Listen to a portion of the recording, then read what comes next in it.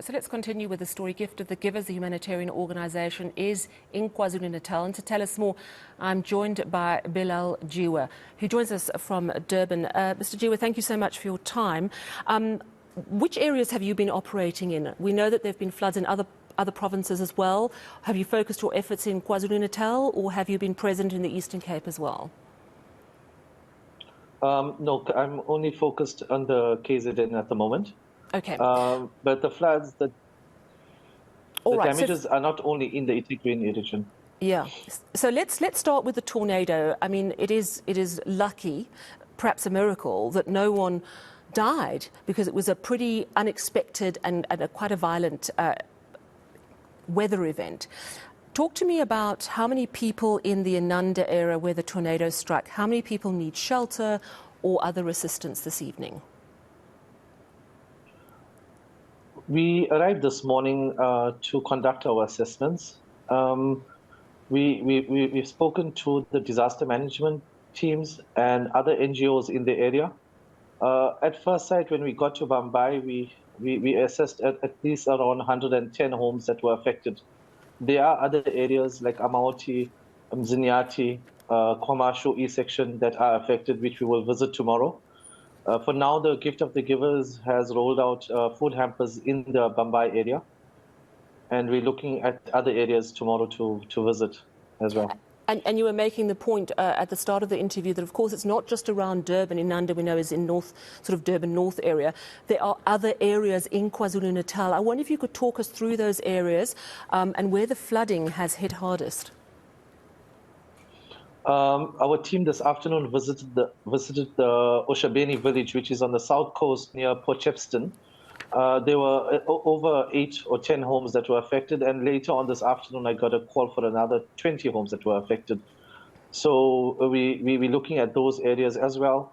Pennington, Amzinto, and were also areas that we received requests from and assistance, and Folweni, which is more towards the middle of the south of the Durban area, near Isipingo and Mbumbulu. We've been told that one person is confirmed to have died. Do you know the circumstances? I've heard that it was due to the heavy rainfalls. The ambulance wasn't able to get to her timeously, and unfortunately she did pass away. But it was more in the Durban central area that this incident occurred. And talk to me about the people who are missing. Do you have an idea of how many people are actually still missing? Personally, I've not heard of anyone that is missing.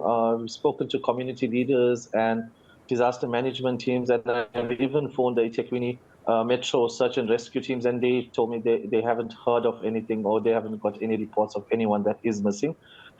Gift of the Givers, we ensure that we keep relationships with the local NGOs and other departments, so it streamlines our work when we are faced with a crisis of this sort.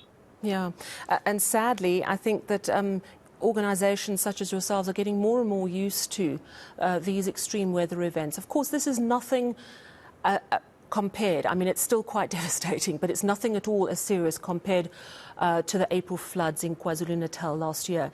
But clearly damage has been done, and you have mentioned earlier you're still in the process of evaluating. Any sense of how long it will be before lives get back to normal? In the case of this, it doesn't take a person. There's no sense of time how lives get back to normal. I'll give you an example of a mother this morning that I met who was holding her baby tightly.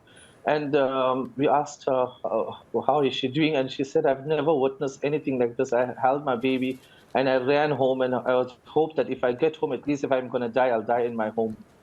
So we're looking at how we can also offer trauma counseling in these cases, and we have offered our counseling department to the communities if need be. We will tap into that reserve as well, to those departments. And to your knowledge, is the worst of the flood risk over now? Can KwaZulu-Natal focus on mopping up, or is there a chance of more rain, more devastating floods? I've seen the weather reports. There is a chance of heavy rain expected again. This evening as well is quite windy again, so we keep our fingers crossed that nothing does happen. However, if it does, we will have to get into assistance immediately. Well, thank you so much for updating us on what you know at this stage.